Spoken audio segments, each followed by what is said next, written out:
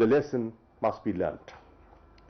Vaccine production and universal distribution and reinforced health systems are the best response to the mutating COVID-19 virus and to ending this pandemic.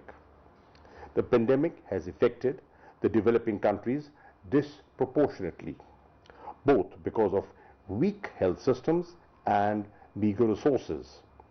Millions in our countries have suffered enormously and mostly in silence. Apart from lost lives, over 150 million have been pushed into extreme poverty. More than 200 developing countries are in debt distress. A few have already defaulted. Over 20 countries are food insecure.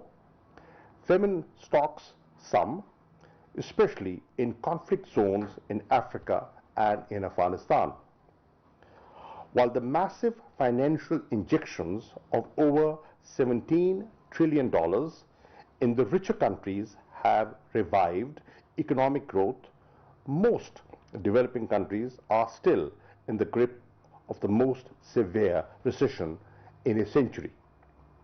Despite the G20's debt suspension and expanded financing from development institutions, the developing world has had access to less than $100 billion in additional money to stimulate their economies.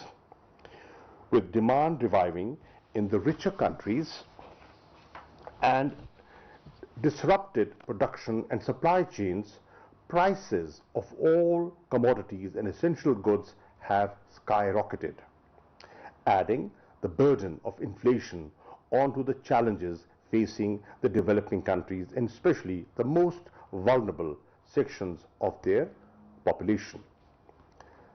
The achievement of the Sustainable Development Goals and Agenda 2030 has been set back by at least a decade.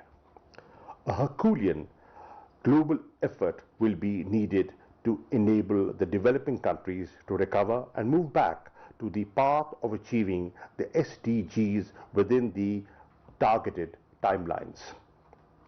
The developing countries need financial support for at least $4.3 trillion to do so.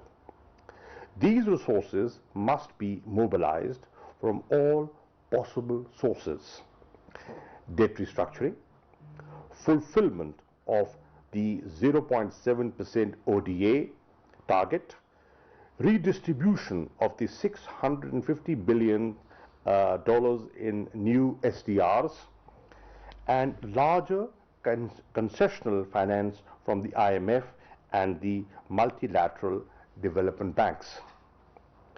Developing countries cannot recover if their budgets are further constrained by austerity packages, imposed increases in energy prices, and weakening of their currencies.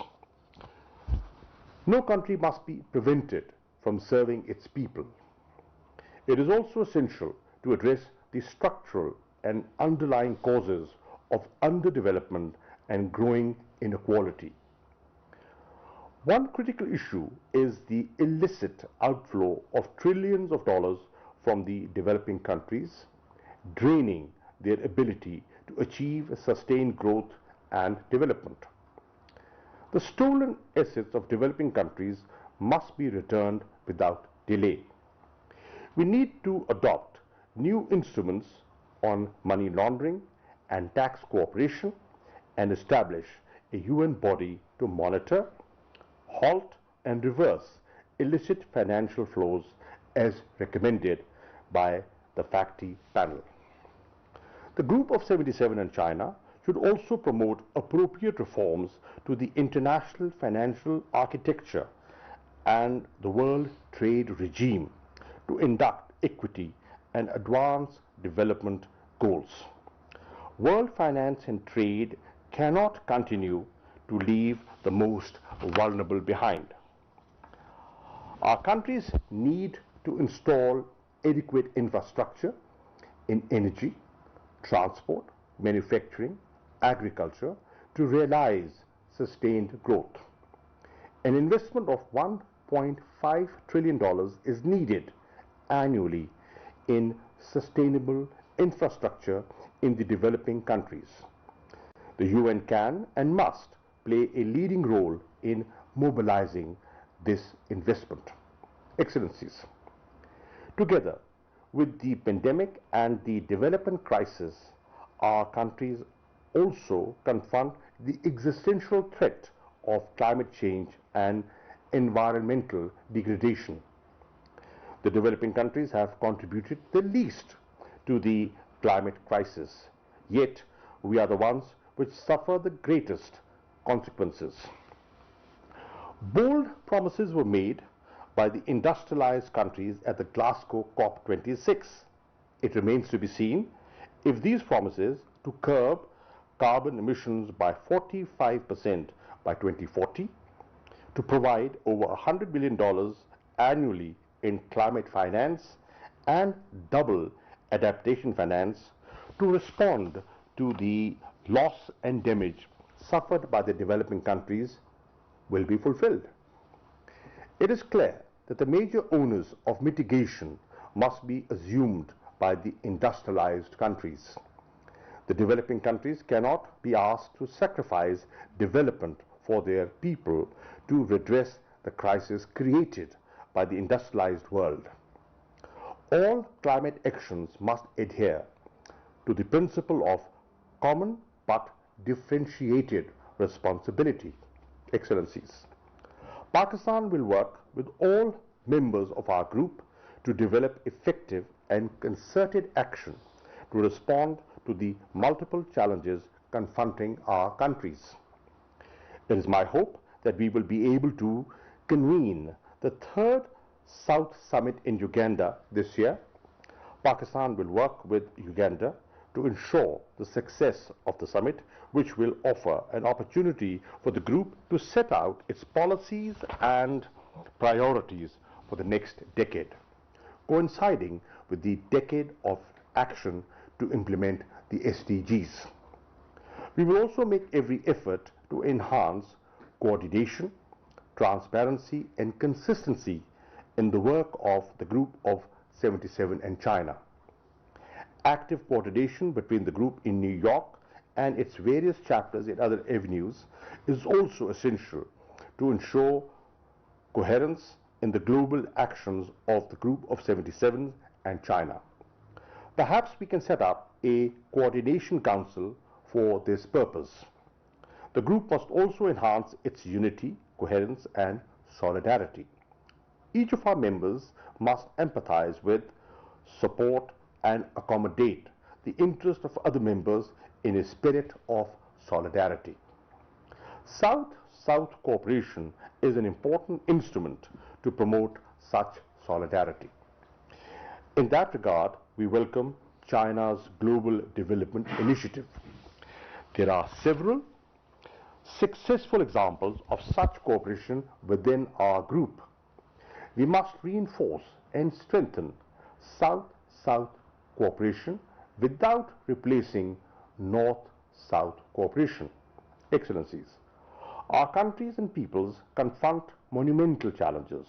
We need to change policies that perpetuate inequality and poverty.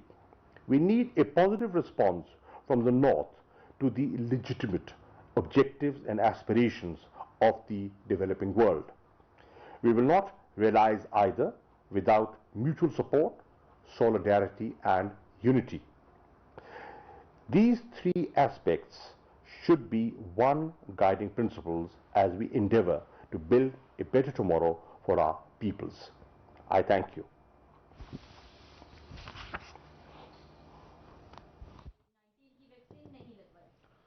वज़ीर ख़ारजा शाह महमूद कुरैशी तकरीब से खिताब कर रहे थे। बरह रास्त मनाज़र हमने आपके साथ शेयर किए। वज़ीर ख़ारजा शाह महमूद कुरैशी ने कहा group of G77 and China की सदारत की बाज़ाब्ता मुंतकली की ये वर्चुअल तकरीब है। इस तकरीब से वज़ीर ख़ारजा शाह महमूद कुरैशी का खिताब कर रहे थे, जिसमें उन्होंने कहा कि आलमी मुआशी ताउन के लिए ग्रुप 77 ने कई तख्लीकी तसव्वुरात और तर्ज फ़िक्र पेश किए। उन्होंने कहा कि 40 से ज़ायद तरक्की ममालिक पजीर कर्ज के दबाव में हैं, चंद मुल्क पहले ही दिवालिया हो चुके हैं। ये थी PTV से ताज़ा तरीन।